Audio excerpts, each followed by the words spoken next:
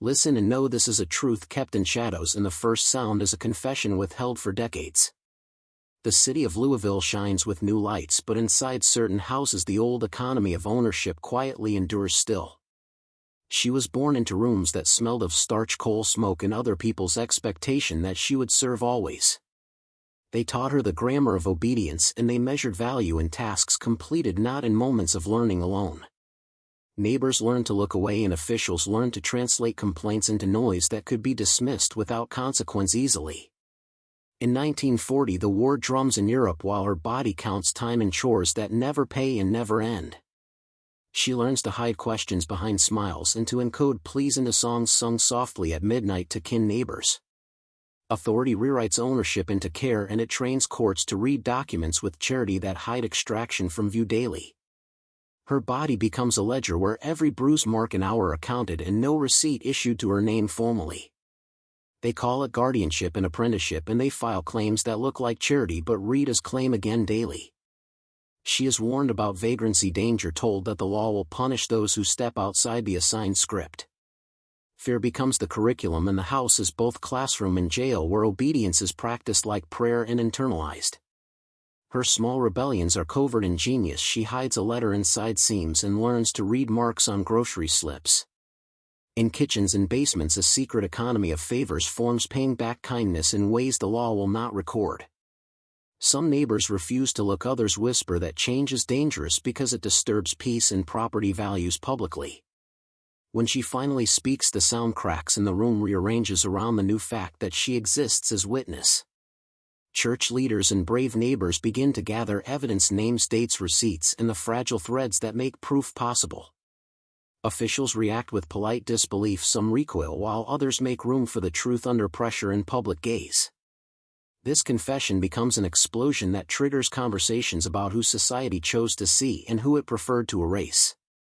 You now stand at the threshold of work that asks you to document, witness, act, and refuse easy reconciliation daily. Listen closely and feel how history tightens like a noose around ordinary rooms. The household that raised her taught civility as containment, politeness as a curriculum of control. They dressed violence and concern and ownership in the language of family. She learned early that asking was dangerous, that curiosity invited punishment, and silence preserved breath. Watch how institutions silently cooperate, how neighborhoods become complicit not by orders but by omission and normalization. When you examine ledgers you see entries that read like weather reports, bland and unthreatening, yet they denote transfer and claim. A coffin of bureaucracy covers living truth, clerks with kind hands glue labels on suffering so systems can sleep. The legal apparatus was vast even when invisible, guardianship papers inked as benevolence, affidavits framed as protection, instruments of sustained extraction. Those who bent law did not need to shout, culture and custom performed the work of erasure. Listen to the psychology at play, the training of shame into submission, the careful attachment of identity to service until a person believes their value is measured by another's comfort.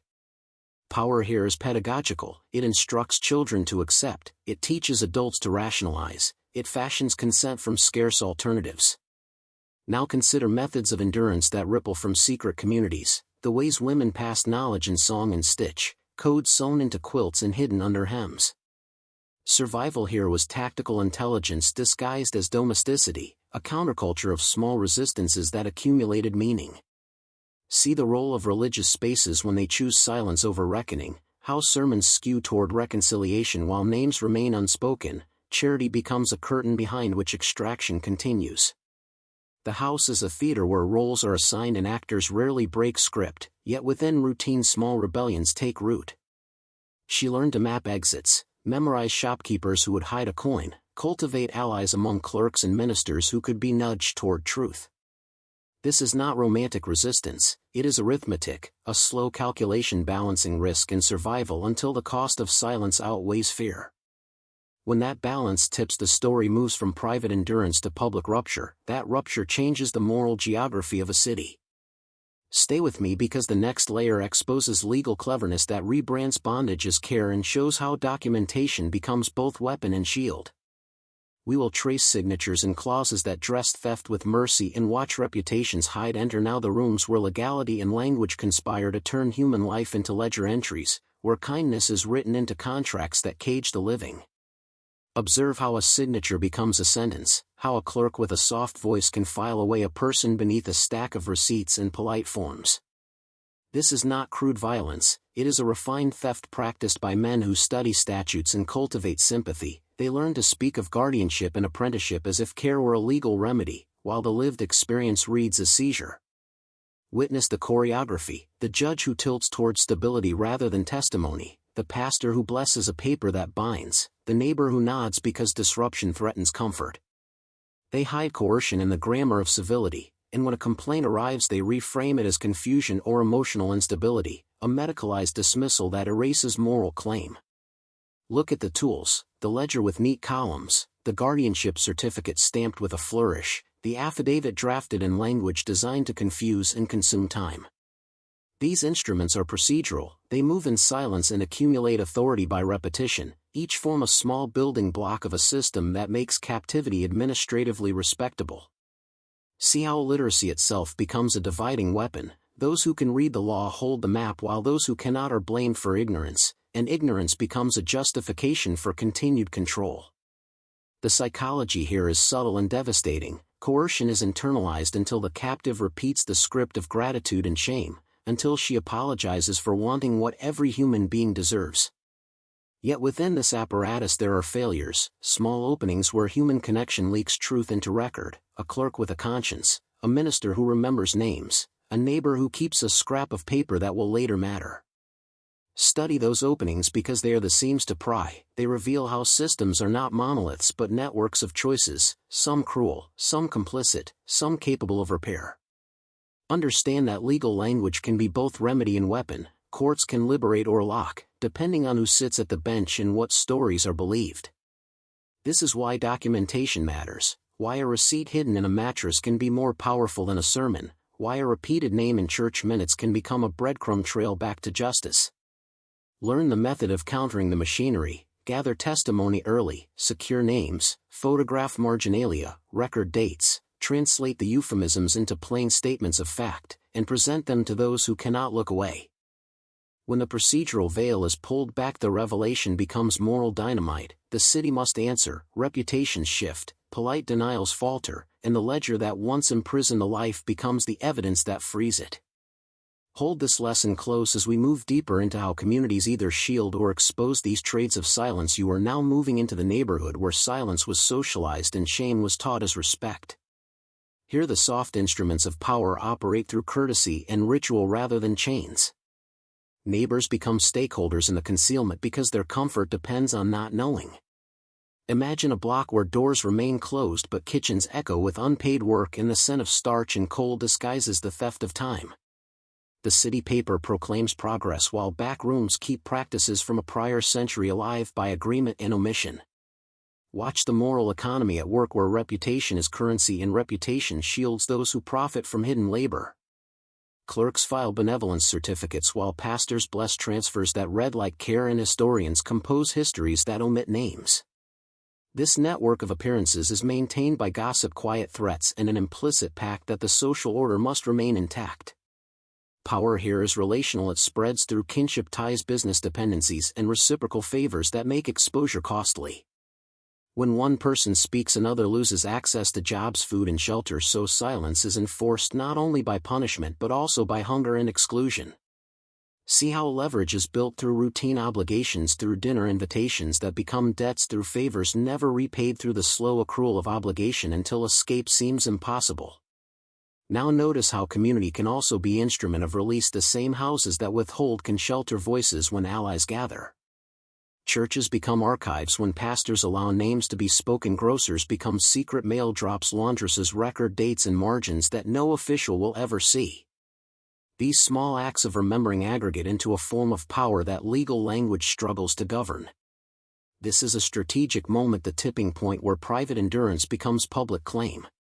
Here you must learn to assemble proof, to map networks of dependence, to translate euphemism into plain statements of fact. Collect receipts, memorize dates, photograph marginal notes, secure witnesses who will testify under oath when the time arrives. Documentation is a weapon and a shield. It converts rumor into evidence and makes denial costly. And now halfway through this descent I ask you to act publicly and decisively. In the comments type I reclaim her name twice to mark your witness and to bind your presence into the movement of disclosure. This repetition is purposeful. It signals to other witnesses who will look and act and help uncover ledgers that restore names and demand public reckoning. Now together you enter the proof room where fragments of life become instruments that unmask routine and justice. Here the work is forensic and moral, patient and tactical. It demands discipline and detail few admire until they see its force. Picture an envelope hidden under floorboards, a grocery slip with dates, a folded note that names a wage never paid. These scraps are combustible. They convert rumor into obligation and force institutions to answer.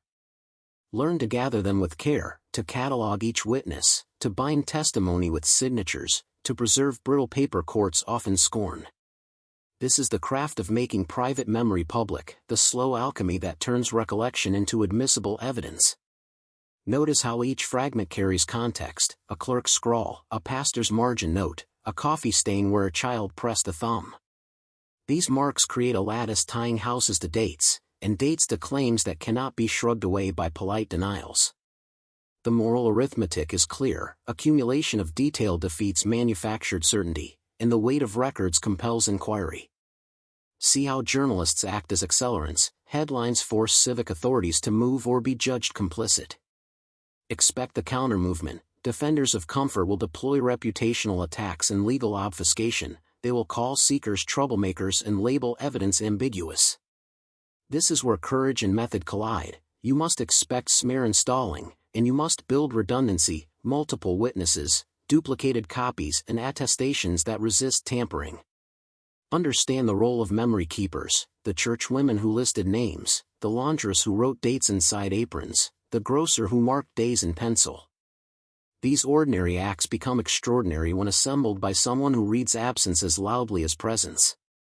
Your task is to honor small archives, digitize them, deposit copies with sympathetic institutions, create traces that cannot be erased by one bad actor.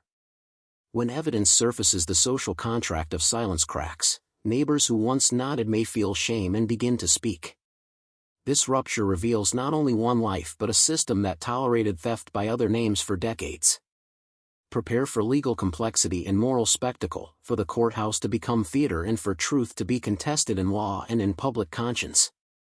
If you hold method steady and courage steady, the arc of this chapter bends toward accountability and memory reclaimed for those denied it. Stand ready to record and preserve every name. Now you descend into the psychology of governance, where systems teach people to police themselves and consent is manufactured through ritual and familiarity. Observe how kindness becomes leverage and how caretaking language masks claims that are not reciprocal. They train compliance by shaping identity, making service a virtue and desire a moral failing. She lived in a classroom of silence where correction replaced counsel and obedience was rewarded with bread while curiosity was punished with fear. Officials and neighbors perfected techniques of normalization, repetition of small humiliations until the captive internalized the script and repeated it as truth. Consider the rituals that sustain this world: the handshake sealing an unpaid year, the pastor praying over a contract, the clerk stamping documents that read like mercy but act like seizure. These rites create procedural inertia, repetition that teaches by example more than by decree. Notice how education is weaponized through exclusion, literacy withheld to keep knowledge asymmetric, forms presented as help and as traps at once. They taught counting in ledgers while denying ownership of names, and thus men who can read policy hold the map while others are left with memory alone. This architecture mirrors modern systems where debt becomes discipline and bureaucracy becomes a softer cage. Corporate ledgers echo house ledgers, and guardianships have modern twins and contractual dependencies that bind bodies without obvious force. To dismantle this power, you must become literate in procedure and skeptical of civility. Learn to translate euphemism into fact, read forms as instruments of intent, gather witnesses before memories fray. Practice counter-documentation, duplicate receipts, record marginal notes, secure sworn statements from unlikely allies. Build networks that mirror old solidarity, connect congregations to legal clinics, turn routine into resistance through documentation. Organize evidence and make it public in ways that compel accountability rather than letting knowledge sit private and inert. Expect pushback. Defenders of comfort will call you disruption and label your facts ambiguous. Stay methodical, keep redundancy, let accumulated detail do the moral labor for you. When institutions answer, their files will speak. This is patient craft, converting memory into law and silence into policy. Take responsibility and become a node in a living archive that returns names to people and places dignity where paper once stole it. Hold courage as habit and skepticism as tool. Remember, demolition of invisible chains begins with small acts of precise documentation and discipline. You stand at the final hinge of this story, and the choice here is not academic but elemental. This is where names are returned and silence is broken into evidence. Remember Patsy and the woman who lived a lifetime in hidden slavery as proof that law and habit can diverge brutally. Do not let the word progress lull you into complacency, for institutions often declare endings while practices persist. Your task is precise and ritualized. Learn to gather names and dates, record marginalia, and treat memory like contraband that must be cataloged and preserved. Turn whispers into sworn statements and private receipts into public instruments that force accountability. Build networks that mirror the old solidarities and connect them with legal minds and journalists who will not look away. When you assemble files, you turn rumor into legal reality, and you make denial expensive for those who profited from it. Prepare for resistance. Anticipate reputational attacks, obfuscation, and stalling tactics designed to exhaust you and to quiet witnesses. Meet that resistance with redundancy, duplicate proofs, secure multiple attestations, and publicize with strategic partners to create pressure where private shame once silenced claims. This work is modest and unglamorous, but it is the only engine that moves law toward person and away from property. Create small public ceremonies that memorialize stolen lives and insist on plaques on buildings and on educational inclusion that names those erased. If you are tempted to accept polite reconciliation, resist it. Question the terms that spare reputations while leaving harms intact. Demand remedies that restore material dignity and fund public memorials and local archives so that future generations learn the full account. Remember that truth is a craft, and it requires method, patience, and solidarity, not only outrage and feeling. You will be tested by cynicism and by delegitimizing narratives that call your work sensational or divisive. Answer those tests with temperance, with evidence, and with the slow accumulation of detail that cannot be shouted away. Finish the work started by the brave souls who recorded names in margins and who hid scraps of paper and seams of dresses. Make their practice your discipline and let their courage become the blueprint you follow.